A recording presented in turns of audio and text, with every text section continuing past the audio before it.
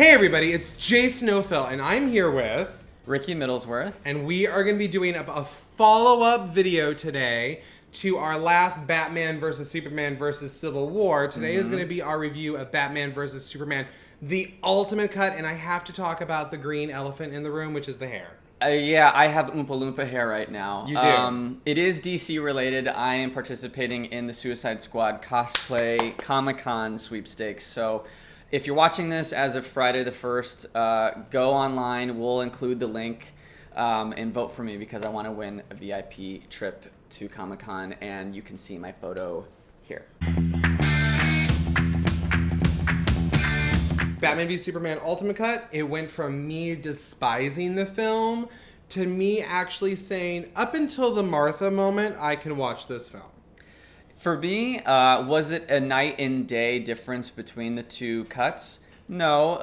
Was this one way better? Yes. Some of the things I was shocked that they didn't include because it was such great fan service and improved character development, and they could have left other things out that were in the movie. A huge amount of problems still.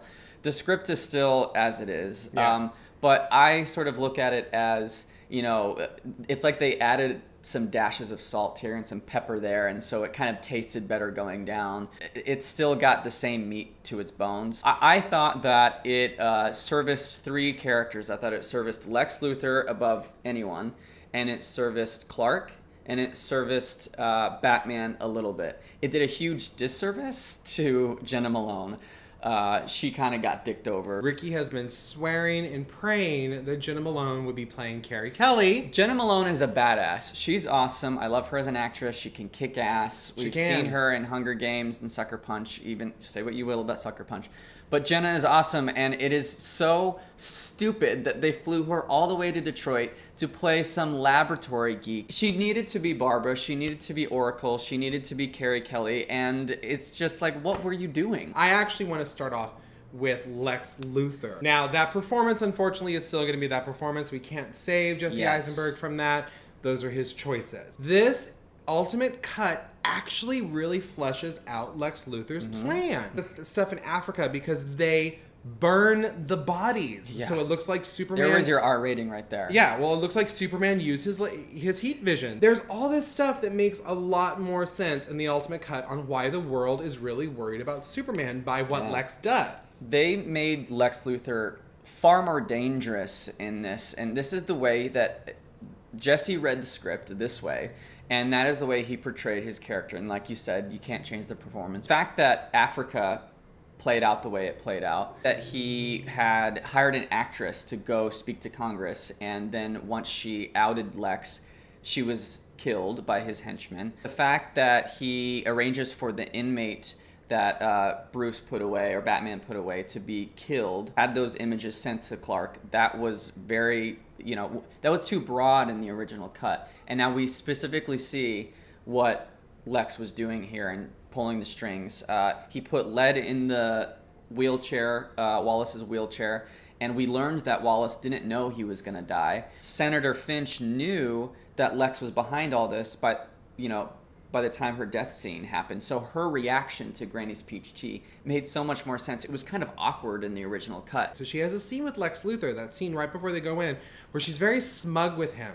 It's very much her thinking she's going to go in there and out him to the world as being the mastermind. Yeah. And then she sees the tea and realizes that it's kind of over. I still, like I said, I don't love his performance. I hate that Jolly Rancher scene with such a passion. It makes me want to smack him every time I watch it. I was surprised that they cut out that bit with Batman and Lex Luthor at the end in his threatening prison. you're going to Arkham Asylum. Because that was amazing. Yes, it was. Since I have friends in Arkham Asylum waiting for you, why would you cut that out? That was one line of dialogue, and it was people were cheering at that point. He knows that Batman is Bruce Wayne. I think that's really important, and I'm very surprised that they would cut that out. Because it makes Lex Luthor, again, more of a threat. Yeah. So it's very... And obviously the scene with Steppenwolf, they added back in that we had seen already.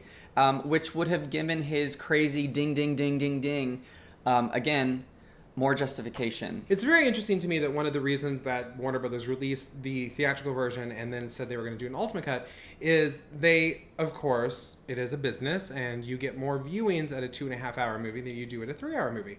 But I don't know why they did that, because if you think about it, The Dark Knight Rises is 2 hours 45 minutes, and there's a good chunk of hour in there that needs to go.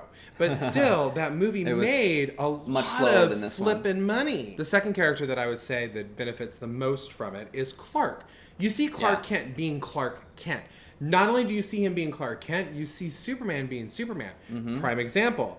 After Congress is destroyed, you see Superman rescuing saving people, doing Superman stuff. And you don't see that. No. Like, that bit, that's kind of all we needed, because then no one would be able to complain, oh, well, he's not my Superman. Why isn't he being heroic? He's just sad the whole time. Why? I don't understand why they would take that out. I thought that him doing all of his investigating in Gotham and trying to interview the African woman, and him kind of scooping up details of Batman and how dangerous he's become, I thought that was really important. Well, it's important because we've established that Bruce Wayne and Batman, same person, view Superman as a very big threat by what Lex Luthor has orchestrated in the world. And then you have Clark Kent, Superman, investigating Batman and viewing Batman as a really big threat within that world. Yeah. So they both have a reason to go after each other. Right. Outside of Martha. They give Clark a reason to really hate what Batman is doing and the methods that he's using. They also gave Lex Luthor a very important expository line of dialogue, I felt. So he says to Superman after the Batman fight that I can't lose, I don't lose, something along the lines of, I don't hate the sinner, I hate the sin, and your original sin is that you exist. And that, to me, was a glimpse inside his power complex and his God complex, and really just his hatred for Superman is that he has power. Yes. Period. Period. But there still needed to be more. But again, without that, we're left to come up with that explanation all on our own. And so it was a bad cut that they made. We should not have to assume someone's motivation. That's part of the script and it's necessary. Yeah. And so even in the 3 hour cut, the fact that it wasn't there, that's not good. And in the fact that in a 3 hour cut, there are still holes in the plot really goes to show you that they had too much in this movie. It was overpacked. It was overstuffed, the Doomsday, the Death of Superman, all of that. Had they taken all of those things out, they really could have flushed out everything, and it could have been perfect.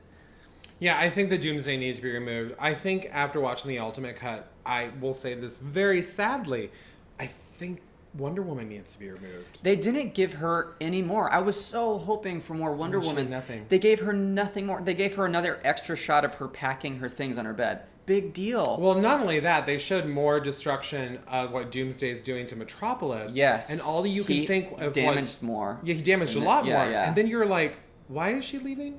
Like, why is she I still don't understand where she is going on that plane. It was clearly, how do we get Turkish Airlines in the movie? And that was how they got it in. I just want to know how she got the shield on the plane. Yeah. And the sword. I want to talk about what they gave Bruce. You just want to talk about the shower scene in his First butt. and foremost, they gave Bruce a nude scene. Oh my God. Thank you. I applauded out loud in the theater. I might have been the only one. They also gave Bruce a little bit more backstory because there was a few lines with Alfred that they added about the descent of Bruce, or the falling of the House of Wayne, clearly showing that like there's a strained relationship and he's gone down a dark path. And I think, and I personally think that what they were laying the groundwork for is for the Batman. I think whatever. Right. I think it's very important that they show that shot of the Robin costume with the ha-ha, the joke's on you. Yeah. I think whatever happened to Jason Todd, which they have now confirmed that was Jason Todd, whatever happened to Jason Todd fundamentally changed Bruce Wayne from being a Batman who doesn't kill to being a Batman who will just annihilate everything that is bad to say what's good. Again, they needed to nail that a little bit deeper for the regular audiences, because audiences just took it as Batman's a murderous guy, and you know they in this extended cut they had him punching some guy and there was more blood spray, and then he went back to punch the guy with the knife in his in his shoulder. He crushes his throat. He Right. actually grabs him and you hear him crush his throat. Right, and like, I'm glad that wasn't in the theatrical cut, because that would even drive that complaint further. I personally still stand by that I love this version of Batman. I felt like this is how it would have been. This is how it is when you play the Arkham games. I love that shot that when Lex looks at the security footage and he sees Batman just drop down, pick up somebody, and his eyes are glowing. I got goosebumps. That looked straight out of the Batman animated series from the 90s. Just swoop down, glowing eyes. It was amazing. Gone. And that shot took, what, 3 seconds? 3 seconds. Why would you take that out? It just didn't make much sense to me. There's an added shot with a school bus full of these badass girls with guns in the nightmare sequence, and you see them again later on in the fight. Who are those girls? They're very Carrie Kelly with their goggles and warfare and desert.